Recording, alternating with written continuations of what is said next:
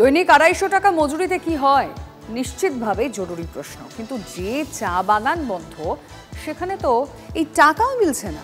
এই যেমন জলপাইগুড়ির আমবাড়ি চা বাগান, শোচনীয় দশা, ভিন রাজ্যে যাওয়ার হিড়িক এলাকা জুড়ে।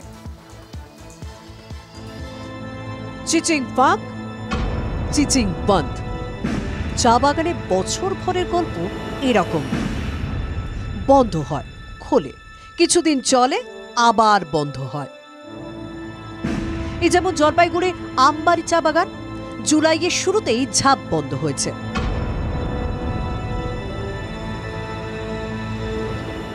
আজ আমরা এসে পড়েছি বানারহাটের আমবাড়ি চা বাগান, যেই বাগান গত ৮ তারিখ থেকে বন্ধ। আর বাগান বন্ধ হওয়ার ফলে চরম সমস্যায় পড়েছেন বাগান শ্রমিকরা।